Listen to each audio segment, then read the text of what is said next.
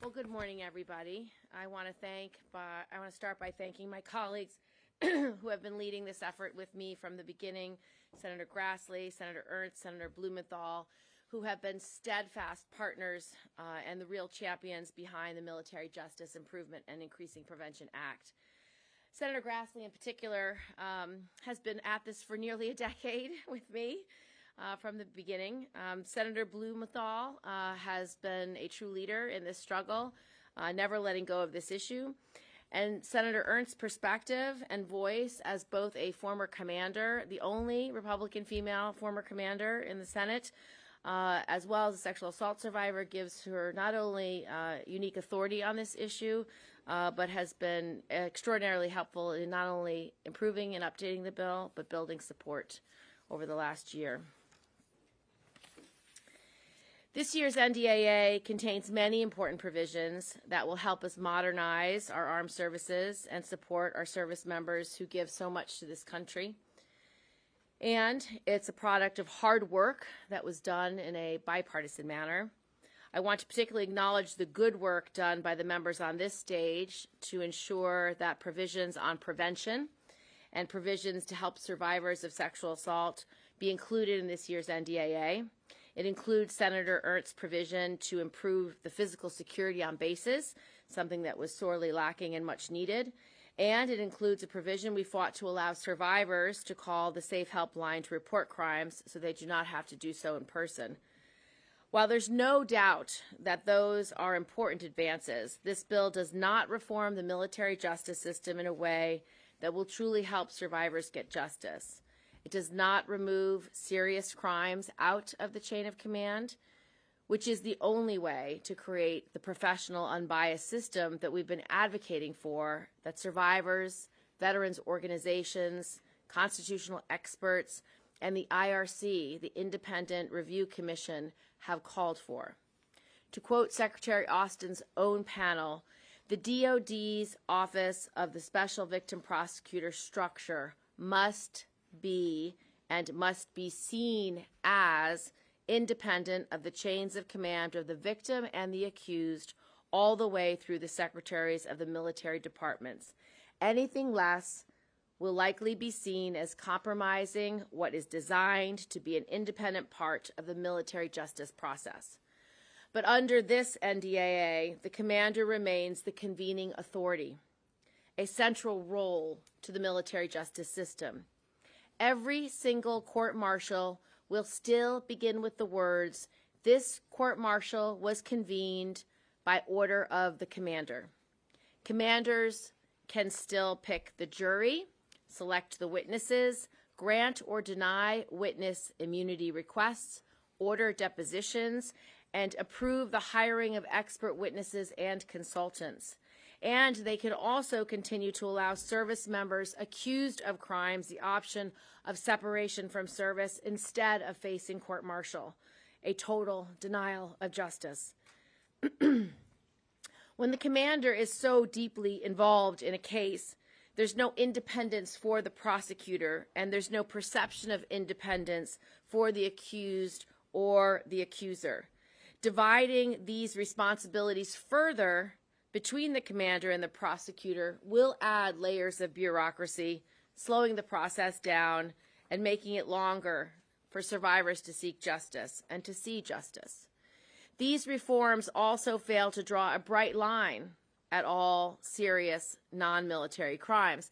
That bright line is critical because it's what helps avoid creating the so-called pink courts, focused solely on sex crimes, which only further stigmatizes survivors, something survivors have specifically asked us to avoid doing. Drawing that bright line also avoids creating an inherent inequality in the military justice system. Every victim and accused offender in these serious cases should be treated equally and have access to a system that is both professional and unbiased. The majority of our colleagues have recognized that. Our bill has the support of a bipartisan filibuster-proof majority in the Senate and a majority in the House.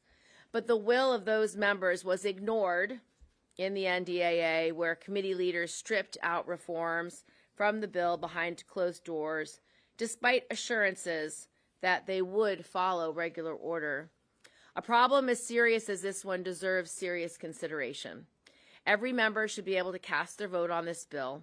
We will continue to call for a floor vote on the Military Justice Improvement and Increasing Prevention Act, so the voices of our colleagues, of our service members, and especially survivors are not silenced. The good news is that both Majority Leader Schumer and Speaker Pelosi support not just this bill, but having a standalone vote on it. So there is a path forward, and we will keep taking it. I now would like to bring up Senator Grassley, our Republican lead. Thank you. I'm going to take off where Senator Gillibrand left off. I'm going to comment more on the process in the United States Senate. We have seen the power structure of the United States Senate interfere with the goals of 2/3 of the United States Senate with the changes made to the Gillibrand bill. Since 2013, Senator Gillibrand and I and others have fought the status quo in the military justice system. For too long, we have been told the status quo would change. Well, guess what? The status quo has not changed. When members of our military are sexually assaulted, they aren't getting the justice they deserve. It's shameful, and that's why 2/3 of the United States Senate got behind the work of Senator Gillibrand over the last 8 years. So 8 years later, our bipartisan bill has garnered 66 co-sponsors. It's incredibly rare, almost a supermajority making a point on any subject in the United States Senate. But our point against sexual assault with 66 members is abundantly clear, not clear enough to the power structure of the United States Senate. Yet the decision makers on the defense bill still on this subject don't want to go far enough to bring the justice that sexual assault victims deserve. They've gutted our sexual assault provisions. After 8 years, we all ought to be sick and tired of foot dragging on this subject and interference of the power structure of the United States Senate with the judgment of 66 members of the United States Senate. But as Senator Gillibrand has explained to you, we're not going to give up until this job is done. There's too much at stake. Thank you. Our next speaker is Senator Ernst. Thank you, everyone. I served as a commander in the military, and I am a survivor of sexual assault. And this is a very important issue to me. And as we say in the military, I'm going to give you the bottom line up front, our bluff. We wouldn't be where we are today without the tremendous leadership of my friends, Senator Gillibrand, Senator Grassley, and Senator Blumenthal. We've made some really, and I'll quote, momentous steps forward as retired Colonel Don Christensen, the former chief prosecutor of the United States Air Force and the president of Protect Our Defenders, said yesterday. From the prevention efforts, including education and greater security on our military bases, to the independent special trial counsel, we really have made some progress, taking steps forward that I do support. And that's because of the years of persistence of my colleagues. I am disappointed that we did not get every aspect of our bill included, and we should have the ability to do that. In part, this is due to the broken National Defense Authorization Act process we saw this year. We should have been on this bill much, much earlier so that we could have a robust debate about the extremely important issues, especially the one of sexual assault and military justice reform. The Senate Armed Services Committee passed our bill in the Senate NDAA in its entirety. We have the support of over 65 senators, a veto-proof majority. We should have a standalone vote on the Military Justice Improvement and Increasing Prevention Act. And I hope that at this point we can recognize that we have seen a number of momentous steps forward, very critical steps forward, and we have made this year's NDAA to prevent, we've made it so far in this year's NDAA so that we can help prevent sexual assault and hold accountable those who commit such atrocities against our service members. But we still have a long ways to go.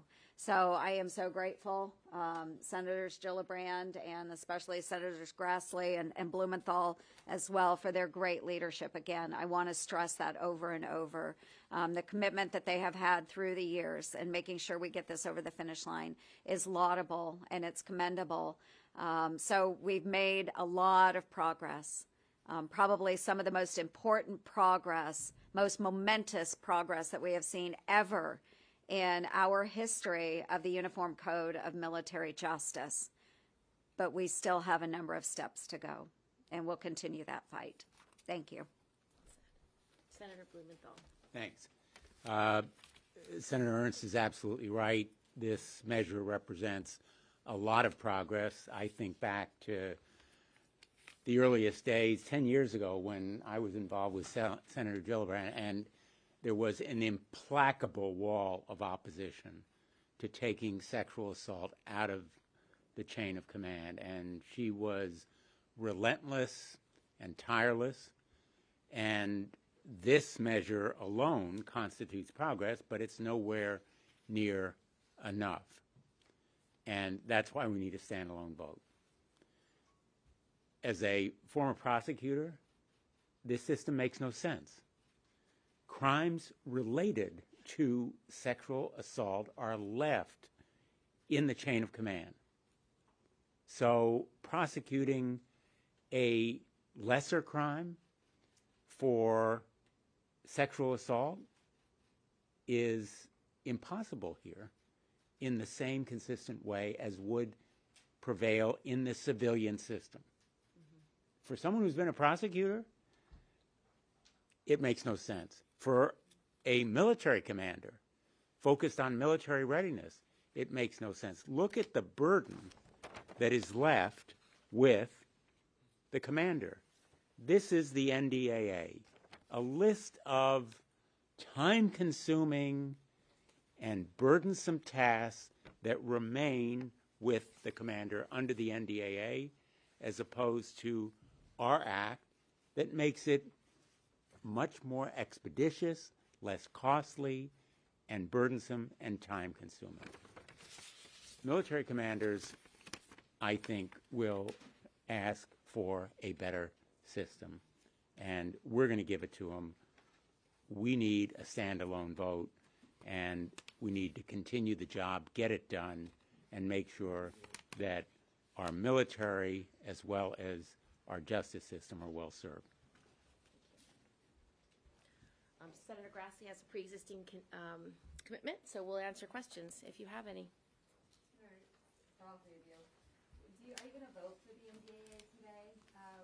Because even though this is not part of the legislation? I think everyone has probably a different answer on that, but I will be voting no. I'm assuming you're voting I'll yes. vote Yes. And I will vote yes. Yeah. Okay. And you're voting no because? Of this. So just to clarify, is your game plan to call for a vote entirely separate from the NDAA, or because this isn't actually a conference report and you can call for an amendment vote if you wanted to? Is that your... No, the amendment process is fixed in, so I will be calling for an up or down vote. And we have precedent for that.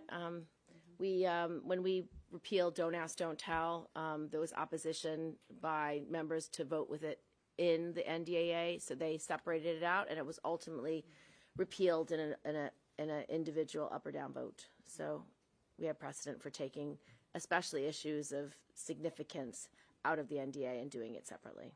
We do have a 115 UC to that if you wanted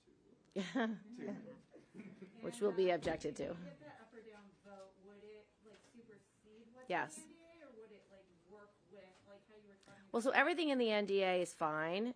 This would just correct the pieces that need to be corrected. So, for example, the NDA only takes out 11 crimes. Our bill takes out 38 crimes. The NDAA doesn't remove convening authority from the commander. Our bill will remove convening authority from the commander. But the Special Victims Council work as a specialized training of counsels to become expert in sex crimes, which is fine and very complementary to what we built in the Military Justice Improvement and Prevention Act. Do you have any sense of why this was stripped out during conference, or what the specific issues that came up during conference about it? The DoD opposes it. They want the reform to be as minimal as possible. They prefer the status quo. You've been calling for UC for, countless times over the past couple of months. How do you change that dynamic? I mean, you're going to probably run into arguably the same roadblock, won't you? Right. The point of asking unanimous consent for a vote is to elevate the issue so my colleagues, the Senate, and my state understand why I am dissatisfied with the particular language in the NDAA and why it's important for survivors, for the veterans community, for 29 attorneys general, for 220 House members and 66 senators that we get an opportunity to be heard on this issue. And the NDA is a highly complex, extremely complex document. And these issues of criminal justice are also extremely complex. Most people don't understand what a convening authority is and how much power it has and what the perception of military members have of the convening authority. And so when the convening authority is resting in the hands of the commander and the first word the trial judge says is this court-martial is convened by Commander so-and-so, it sets the tone, and that prosecutor has to ask permission for a whole host of things that, again, keeps the power in the hands of the commander. So if you're a survivor who believes that the commander's never going to believe you or take you seriously, you may not ever report because the commander's still in charge. So that's the whole point of wanting to take this out of the chain of command, was so that survivors would come forward, report these cases, and also for the civil rights and social justice issues, for commanders who may well be biased, you want to have defendants' rights protected as much as plaintiffs' rights, especially for serious crimes when penalties are over a year or more. So the whole point is to have a better, more professionalized military justice system so everybody gets a better system of justice. Yep. Anything else on this topic for either? Related on the draft. Oh, yeah, sure. We're very upset about that, too. What is your reaction to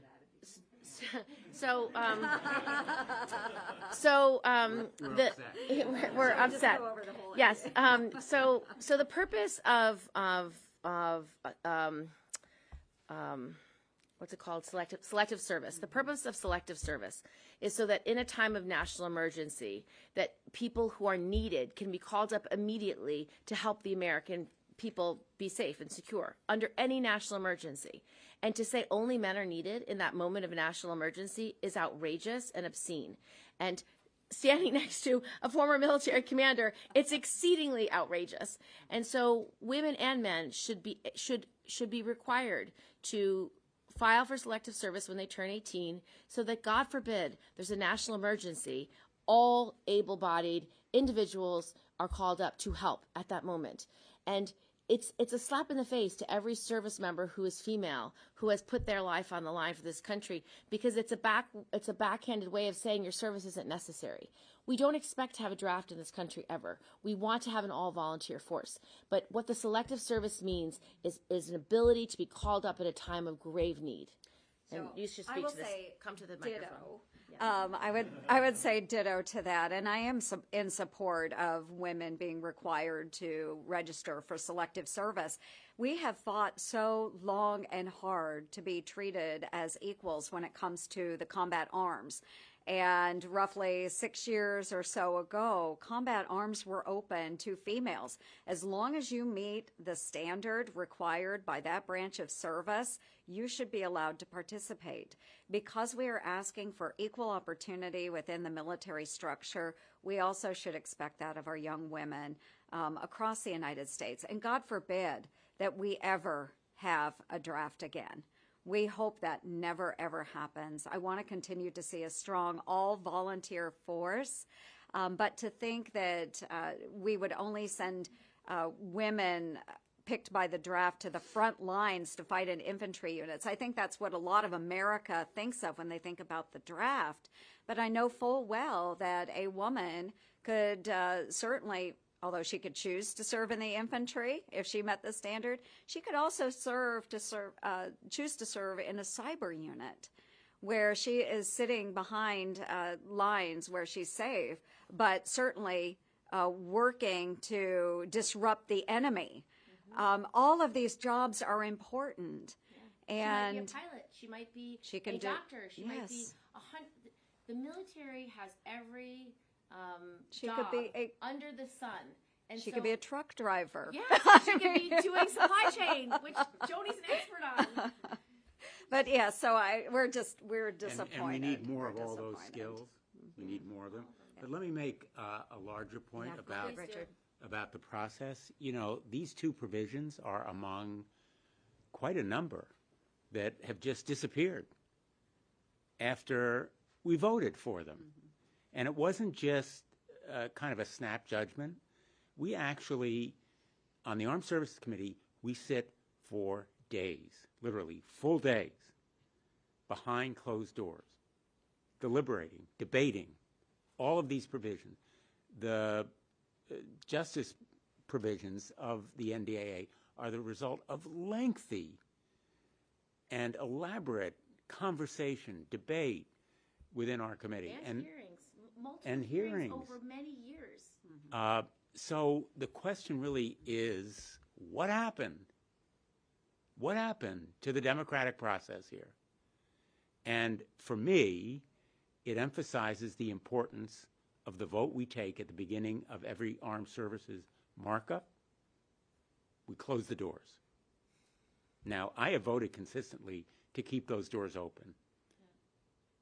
The argument always is, oh, you know, it reduces the time necessary for debate. It's, you know, we don't have to go selectively into confidential or classified settings for one issue or another.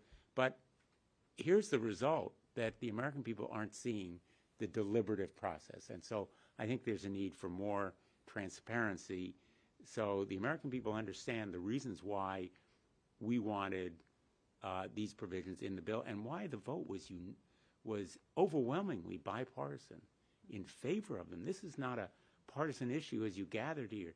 None of these issues we've been discussing or the others that were deleted from the bill were kind of partisan party line votes. They were really the result of consensus. Since the whim of the chairman and the ranking member. Apparently. There was a report that the selective service provision was traded for the military justice reforms that did get into the bill. Is that your understanding of what happened? We wouldn't know because that We're not part happened of that trading. somewhere else. We can speculate like you, but we weren't there. We weren't in the room. And if that's the case, that's an outrage since since the military justice provisions that were included were extremely limited. And this is not we're not here to criticize the chairman or the ranking member. It's the process, really, that maybe needs some review. Senator Gillibrand, I mean, when I spoke to you previously, you said basically Yeah, thanks, Joni. Take care. it's going to come down to the 4 people in the room that are going to determine whether or not this gets in the bill. Yes. So was it them or was it the DOD? Well, I think it's the 4 people in the room that make the decision. But the DOD is extremely effective in misleading members of Congress, in writing language for staff, in assuring members that when it says the special victims prosecutors are independent and their decisions are binding, that somehow convening authority doesn't mean anything. It's shocking that members of Congress wouldn't realize that makes those words of independent and binding irrelevant and meaningless, because the convening authority has the authority over so many aspects of the trial.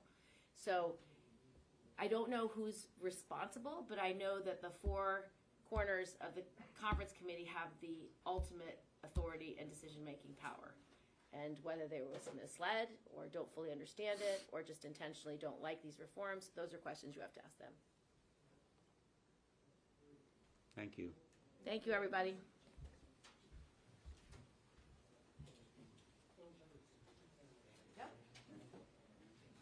Shot.